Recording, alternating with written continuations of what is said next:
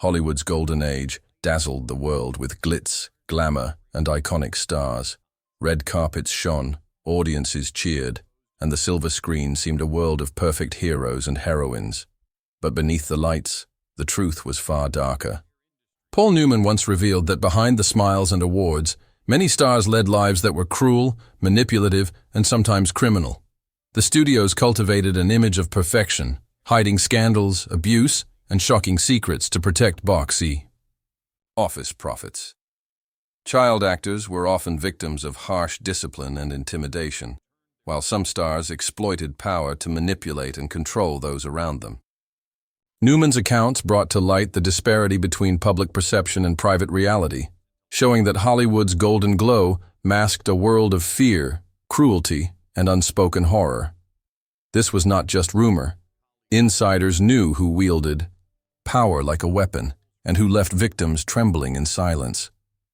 From celebrated actors to adored actresses, the truth Newman hinted at challenged the image of Hollywood as a place of dreams, showing that even the brightest stars could cast the darkest shadows. Errol Flynn was the embodiment of charm, known worldwide as the adventurous Robin Hood. Millions adored his grin, sparkling eyes, and swashbuckling charisma. But behind the Hollywood veneer, whispers of misconduct followed him everywhere. In 1942, Flynn faced trial for allegations involving two underage girls, a scandal splashed across front pages.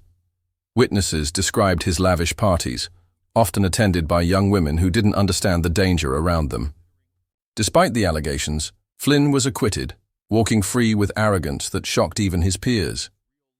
Paul Newman later remarked on the sheer audacity of Flynn's behavior.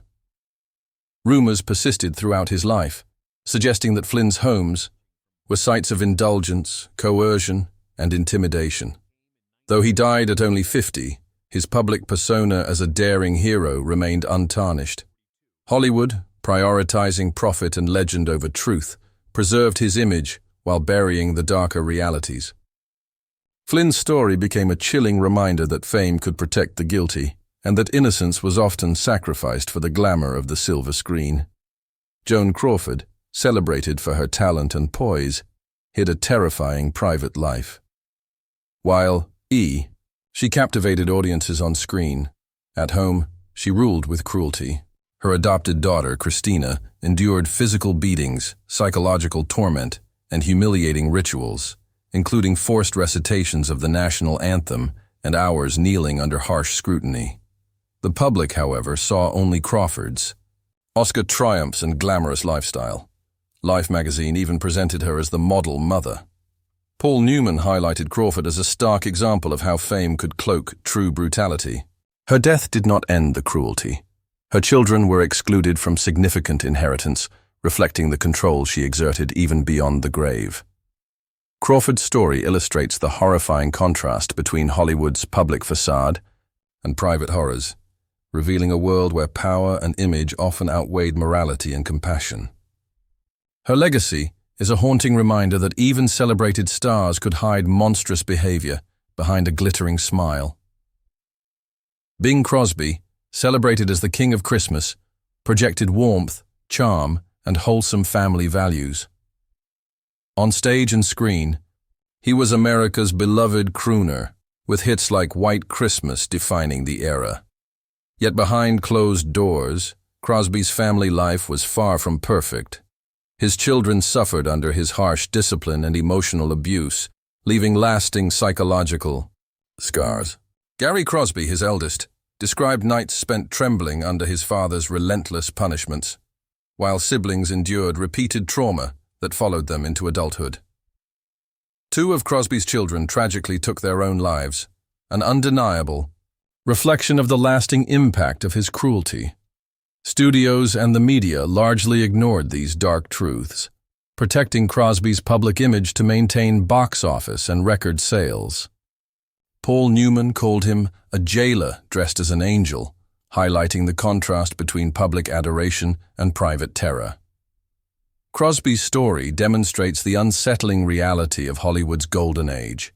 Fame could shield the most destructive behavior, allowing victims to suffer in silence while the world applauded a carefully constructed persona.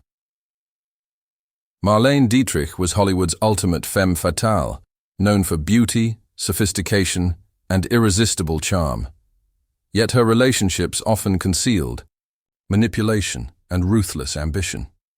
She wielded seduction like a weapon, leaving lovers and colleagues emotionally and financially drained. From Jean Gabin to Eric Maria Remarque, many who fell under her spell emerged broken, their personal and professional lives scarred. Dietrich's influence extended into Hollywood's secret circles, where rumors of her exploitation of women, including Greta Garbo, circulated quietly. Scholars suggest her childhood in Germany taught her that power and seduction could open doors and command respect. Paul Newman described her as treating human emotion like cards in a game, winning at the expense of everyone else.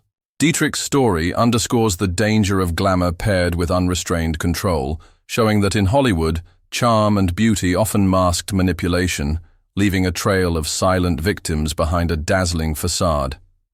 Mickey Rooney was Hollywood's quintessential child star, adored for his energy, charisma, and the iconic Andy Hardy series.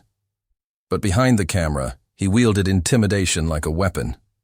Elizabeth Taylor, only 14 at the time, recalled feeling terrified by Rooney, who pursued her relentlessly while she navigated MGM's controlling studio system.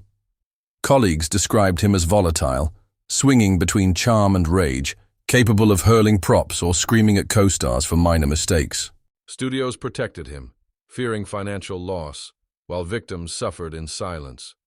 Rooney's personal life mirrored his on-set behavior, unstable, chaotic, and often abusive toward family and partners. Despite his fame and fortune, the scars of his behavior persisted, leaving those who crossed his path traumatized. Paul Newman noted that Rooney exemplified Hollywood's duality, a public darling masking a terrifying private reality.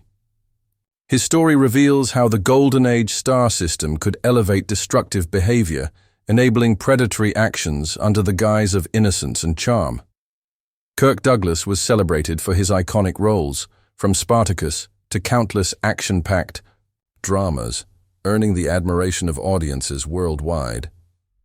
Yet behind his heroic image, rumors of predatory behavior circulated for decades. Douglas allegedly pursued young actresses under the age of 20, leveraging his status and influence to intimidate and control them. Natalie Wood, just 15, reportedly faced unwanted attention in what was supposed to be career mentorship, leaving her shaken and fearful. Many other actresses whispered about his manipulative tactics, but studios often silenced complaints to protect a golden star. Despite these accusations, Douglas received awards and honors, including the Medal of Freedom and an honorary Oscar, demonstrating Hollywood's willingness to celebrate talent while ignoring alleged misconduct. Paul Newman condemned the contrast, noting that Douglas's screen heroism masked real-life abuse, leaving victims with lasting scars while the world continued to admire him.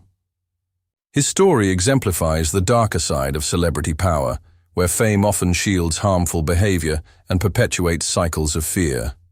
Bette Davis, legendary for her raw talent and commanding performances, inspired awe and fear alike. Her on-screen brilliance often mirrored her off-screen intensity, but behind the glamour, Davis was notorious for her explosive temper and vindictive behavior. Co-stars and crew feared her outbursts, which could range from public humiliation to physical intimidation. The set of Whatever Happened to Baby Jane became infamous as a battlefield of psychological and physical torment, with Davis inflicting real pain on Joan Crawford and others. Supporting actors recounted being driven to tears, while production staff lived under constant anxiety. Paul Newman, witnessing her cruelty firsthand, remarked that Davis's talent could not erase the fear she spread.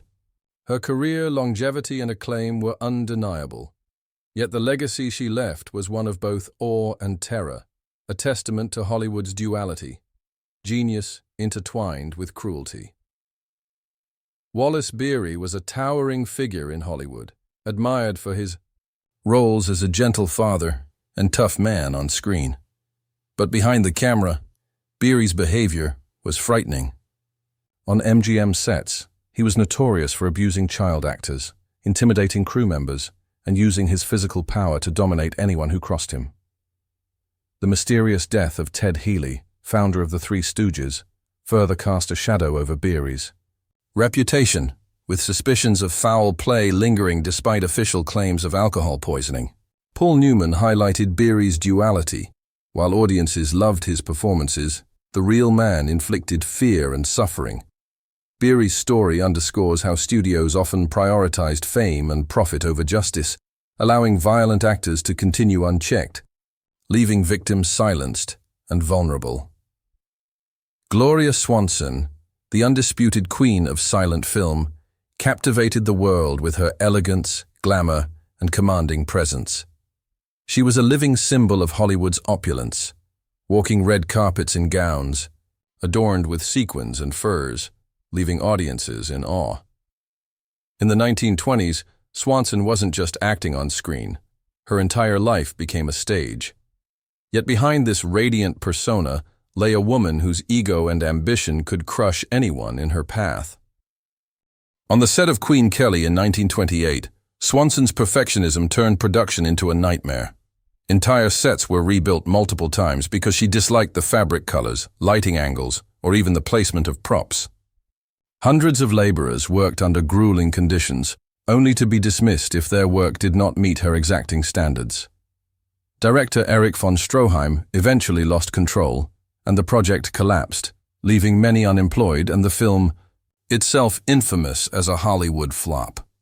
Her off-screen life mirrored this relentless pursuit of perfection. During the Great Depression, while millions of Americans queued for bread, Swanson spent lavishly gold-plated limousines, weekly diamond purchases, and extravagant charity gowns. Her isolated world of wealth and mirrors shielded her from reality, but imposed suffering on those around her. Co-workers, assistants, and even friends endured exhaustion, humiliation, and the constant stress of living up to her impossible standards.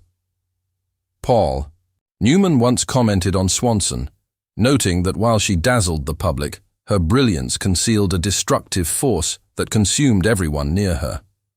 Swanson's legacy serves as a cautionary tale. Unchecked ambition and vanity, even in a world built on art and performance, can leave a trail of human suffering. Her name remains synonymous with glamour, but the hidden story is one of fear, control, and lives disrupted by the pursuit of perfection. Sal Mineo was a rising talent in 1950s Hollywood, often compared to James Dean for his intensity and charisma. Hailed as a promising young star, Mineo's promising career was derailed not by lack of talent, but by society's unforgiving prejudice and dangerous secrecy.